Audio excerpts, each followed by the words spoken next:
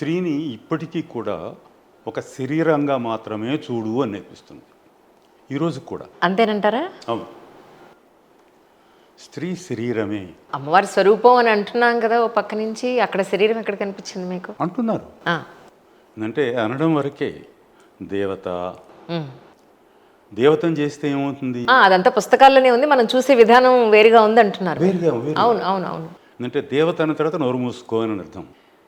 So అందువల్ల ఏమవుతుందంటే ఈరోజు స్వతంత్రంగా ఉండే స్త్రీలను కూడా వాళ్ళను వాళ్ళ రకంగా అర్థం చేసుకోవడం లేదు. ఇక ఏం చేయలేం లేని వదిలేసినట్టుగా చూస్తున్నారు తప్పితే వాళ్ళు వ్యక్తులుగా వాళ్ళ వ్యక్తిత్వాన్ని వాళ్ళు వ్యక్తీకరిస్తున్నారు అనే స్థాయికి ఇంకా మనం రాలేదు. అవును. అంటే ఏంటి, 50% మందిని ఇప్పటి వరకు మనము వ్యక్తులుగా చూడలేకపోతున్నాం. ఒకటి అంటే 100% జనాభా అనుకుంటే 50% ఇంకా మనము వ్యక్తులు అని ఆ స్థాయికి. అవును, వాళ్ళు మనుషులే అని గుర్తించట్లేదు మనం. వ్యక్తులు వాళ్ళు మనుషులైనా గుర్తిస్తున్నాము, ఎందుకంటే వాళ్ళు వాడుకోవాలి కదా. అచ్చా, okay, right right, I understand. వాళ్ళు వాడుకోవాలి కాబట్టి వాళ్ళని మనుషులు. ఎందుకంటే స్త్రీ శరీరాన్నే కాలనైజ్ చేశారు, ఆ తర్వాత మైండ్ను కూడా కాలనైజ్ చేశారు. అందువల్ల ఈరోజు మగవాడు ఏది మెచ్చుకుంటాడో స్త్రీ అది ఎక్స్ప్రెస్ చేస్తేనే స్త్రీకి గౌరవం ఉంది. అవును.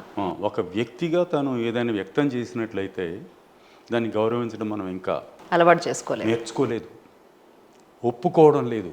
తర్వాత రెండోది ఏంటి, ఎవరి పనుల వల్ల సమాజంలో మనకు కావాల్సిన అవసరాలు తీరుతాయో ఆ పనులన్నిటికీ నీచత్వం ఆపాదించడం అనేది ఈ రోజుకి ఉంది.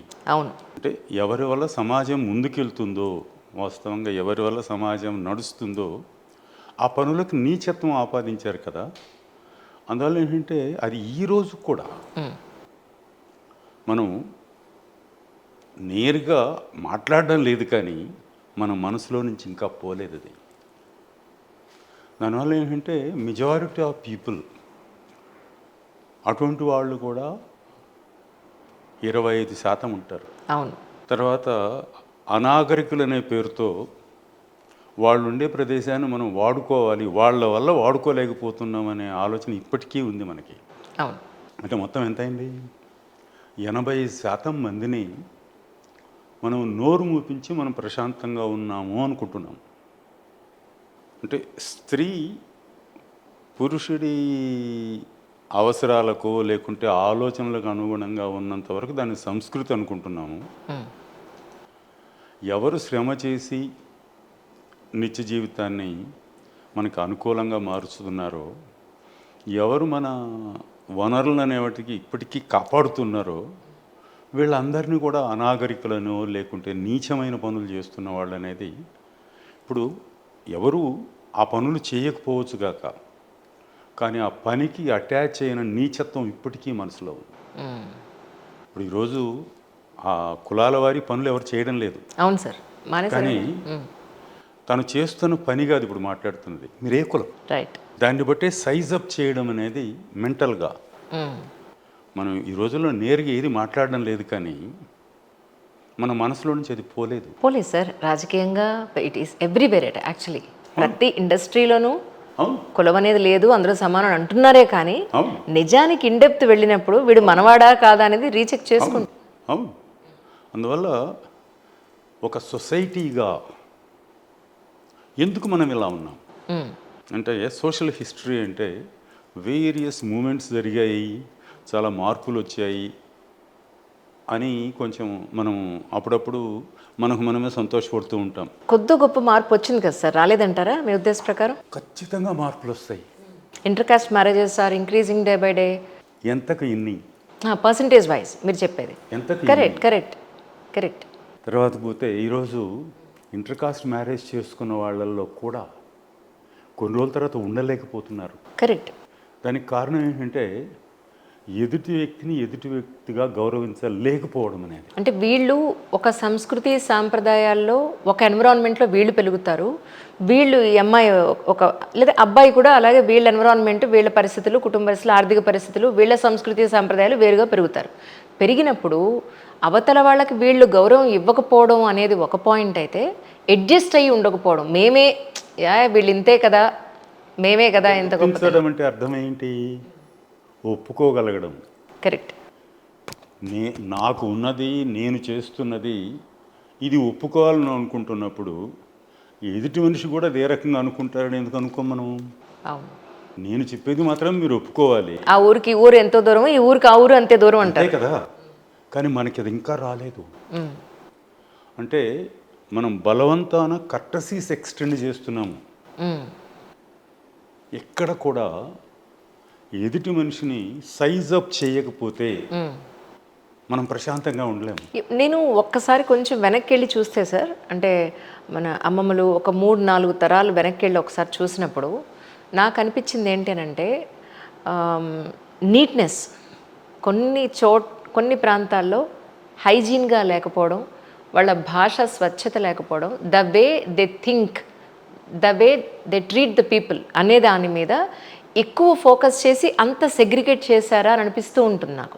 ఇప్పటికీ ఐ థింక్ వాళ్ళలో ఆ అజ్ఞానం లేదు అని అంటే, వాళ్ళలో ఆ మార్పు అనేది మనం కొంచెం తక్కువ చూస్తున్నాము అనేది మీకేమనిపిస్తుంది? యాక్చువల్లీ ఇవి ఎప్పుడు కూడా అందుబాటులోకి వచ్చేదాన్ని బట్టి ఉంటుంది.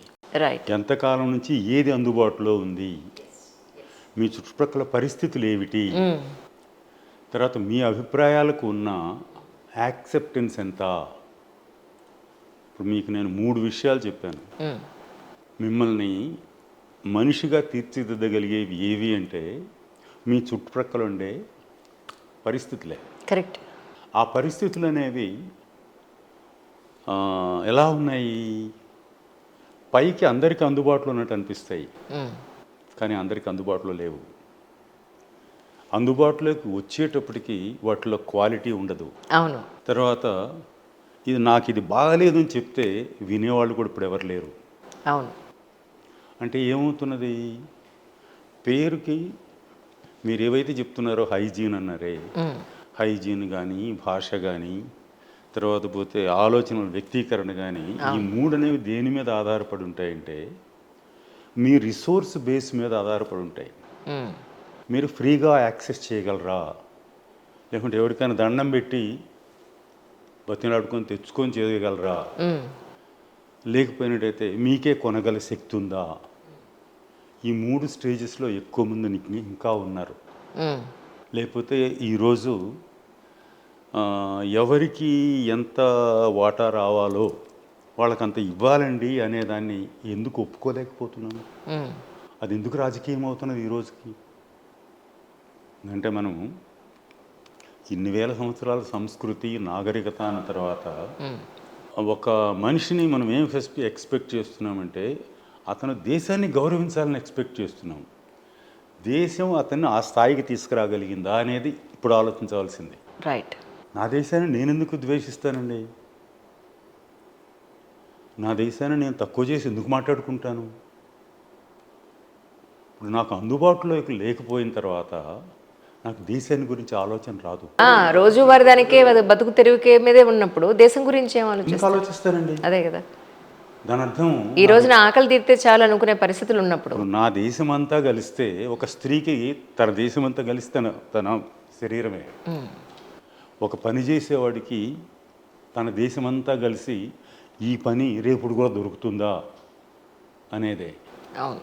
అడవుల్లో ఉన్నవాడికి అంతా ఏంటి, ఇక్కడైనా కానీ ప్రశాంతంగానే ఉండగలనా? కరెక్ట్. ఏదండి దేశం? ఇప్పుడు ఎవరి చుట్టూ ఉన్న వాళ్ళదే, వాళ్ళకి అది దేశమైనప్పుడు పెద్ద పెద్ద మాటలు మాట్లాడుతున్న వాళ్ళు ఎవరు? వీళ్ళందరినీ సైలెన్స్ చేస్తున్న వాళ్ళు కొన్ని శతాబ్దాలు కాదు, మిల్లీనియా అంటమే. మిల్లీనియా ప్రకారం టెక్నాలజీ మారే కొద్దీ వీళ్ళని సైలెన్స్ చేసే పద్ధతులు మారుతున్నాయి తప్పితే సైలెన్స్ చేయడం ఒకటే. సో అందువల్ల మనం ఎక్కడ కూడా మనం ఈ హైజీన్ అనేది కానీ, వాళ్ళ భాష అనేది కానీ, వాళ్ళ ఎక్స్ప్రెషన్ తీరనేది కానీ ఇవి వాటినంతటవి మారవండి. I understand. అంతెందుకు మీకు అన్నీ ఉన్నవాళ్ళు కూడా వాళ్ళ కడుపు మండినట్టయితే వాళ్ళు మాట్లాడారు చెత్తకి ఇంకెవరు మాట్లాడారు. కడుపు మంట అంటారు వాళ్ళు. తర్వాత రెండోది బాగా చదువుకున్న వాళ్ళే భార్యాభర్తలు తిట్టుకునేటప్పుడు అవును. భార్యను ఒక వ్యక్తిగా చూడకుండా కేవలము ఒక ఆడ మనిషి అనే రకంగా నీచంగా మాట్లాడతారు. అవును. ఇటువంటి కేసులన్నీ బాగా చదువుకున్న వాళ్ళ దగ్గరనే ఉంటాయి. మరి కరెక్ట్ కరెక్ట్. ఫిజికల్ మీకు హైజీన్ ఉండొచ్చు కానీ మెంటల్గా హైజీన్ ఎగ్జాక్ట్లీ. మెంటల్ హైజీన్ లేదే. తర్వాత పోతే ఎదుటి మనిషి నీ స్థాయిలో ఉన్నింది కాబట్టి నువ్వు మెచ్చుకున్నావు, పెళ్లి చేసుకున్నావు. అవును. ఇప్పుడు వచ్చేసి తనేదో నువ్వు చెప్పింది కాదు అన్నదానివల్ల నువ్వు ఆమె చరిత్ర మొత్తం ఎందుకు పనికిరాంది, నువ్వేదో నేర్పిస్తే ఆమె నేర్చుకోవాలని ఎందుకు అనుకుంటున్నావు? సో అంచేత ఏంటంటే ఈ హైజీన్ అనేది, ఈ భాష అనేది, ఈ వ్యక్తీకరణ అనేది, ఇవన్నీ ఏంటంటే మనం కర్టియస్గా ఉండడం కోసం పనికొస్తాయి తప్పితే మనల్ని మన చుట్టుప్రక్కల వాతావరణం ఒక general satisfaction like I have a responsibility towards the other person for the simple reason he is the other person who is as good or as bad as me అన్నప్పుడు I have no right to underestimate. రీసెంట్గా ఒక intercaste marriage చేసుకుని ఒక 1 year అయింది. One of my friends advocate ఒక ఆవిడ ఉంటే ఆవిడ దగ్గరికి డైవర్స్ కోసం వచ్చారు. నేనైదో ఆవిడది ఇంటర్వ్యూ కోసం నేను వెళ్ళాను, మాట్లాడదాం ఒకసారి అని చెప్పాను. కేసు ఏమిటండి అని అడిగితే చాలా నాకు ఎంత ఆశ్చర్యం అనిపించిందంటే వాళ్ళిద్దరూ 2 డిఫరెంట్ కులాల నుంచి వచ్చిన వాళ్ళు ప్రేమించి పెళ్లి చేసుకున్నారు, పెద్దవాళ్ళని ఒప్పించి. కరెక్ట్గా 1 year అయింది. వాళ్ళు పెళ్ళికి ముందు 3 సంవత్సరాల పాటు ఫ్రెండ్షిప్ నడిచింది వాళ్ళిద్దరిది, అమ్మాయిది అబ్బాయిది. ఆ 3 సంవత్సరాలు కలిసినప్పుడు అతను చాలా నీట్గా ఉన్నాడు, అతని ప్రతి పద్ధతి ఈ అమ్మాయికి నచ్చింది, ఈ అమ్మాయి ప్రతి మాట ఆ అబ్బాయికి నచ్చింది. కానీ వన్స్ పెళ్ళయి 4 గోడల మధ్యకి వెళ్ళిన తర్వాత ఇప్పుడు ఆ అమ్మాయి కంప్లైంట్ ఏంటంటే ఇతను ఎప్పుడు పడితే అప్పుడు పడుకుంటాడండి, ఎప్పుడు పడితే అప్పుడు లేస్తాడండి, ఎప్పుడు అసలు స్నానమే చేయడండి, దీనికి ఒక టైము పాడు పచ్చిపద్ధతులు ఏం లేదు, బ్రష్ చేయకుండానే తినేస్తాడు, ఈ పద్ధతులు నాకేం నచ్చట్లేదు, ఇదేనా నీ బ్రాటప్, ఎందుకే అంటారు ఇలాంటి వాళ్ళని చేసుకోవద్దని అన్న వర్డ్ వాడేటప్పటికి అతనికి ఈగో హట్ అయ్యి అలాంటప్పుడు నువ్వు ముందే తెలుసుకోవాలి, అంటే నువ్వు నన్ను కలిసినప్పుడు ఎప్పుడు నువ్వు స్నానం చేయకుండా వచ్చావని నేను అనుకోలేదు, నన్ను కలవడానికి వచ్చినప్పుడు నువ్వు బ్రష్ చేయకుండా వచ్చావని అనుకోలేదు, లేదా ఎప్పుడు పడితే ఎప్పుడు ఇలా పడుకుంటావని నాకు తెలియదు, ఒక పద్ధతి ఉండాలి, ఒక సిస్టమేటిక్ లైఫ్ ఉండాలి, అది ఇది నీ అమ్మాయి చెప్తే అతను చాలా ఈగోకి తీసుకుని నువ్వు నాకు చెప్పడం ఏంటి అని గొడవ స్టార్ట్ అయ్యి ఇద్దరూ కలిసి డైవర్స్కి వచ్చారు విత్ ఇన్ 1 year. అంటే నిజానికి కూడా ఒక ప్రేమ అట్రాక్షన్ ఇద్దరు మనుషుల మధ్య ఉన్నప్పుడు నిజంగా ఇతను ఎలాంటి వాడు, ఈ అమ్మాయి ఎలాంటిది, వీళ్ళ అలవాట్లేంటి, వీళ్ళ పద్ధతి ఎలా ఉంటుంది అనేది తెలుసుకోలేనంత గుడ్డిగా ఉంటామా నిజంగా? గుడ్డిగా ఉండడం కాదండి, నటించడం అనేది భారతీయ సంస్కృతిలో ఉంది. మనం బయట చాలా బాగుంటాం, నిజం ఏంటి అనేది 4 గోడల మధ్య మన ఇంట్లోనే తెలుస్తుంది.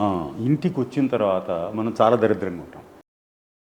ఇప్పుడు ఇక్కడ 2 aspects ఉన్నాయి మీరు చెప్పిన దానిలో. ఒకటి ఏంటి అంటే ఒకరికొకరు ప్రజెంట్ చేసుకునేటప్పుడు ఒకరినొకరు అట్రాక్ట్ చేసుకోవాలి, అది సహజం. కరెక్ట్. అందువల్ల ఏంటి మీరు బెస్ట్ పార్ట్నే చూపిస్తారు, తర్వాత పోతే అదర్ పర్సన్ కూడా మీ బెస్ట్ పార్ట్నే చూసి అట్రాక్ట్ అవుతాడు.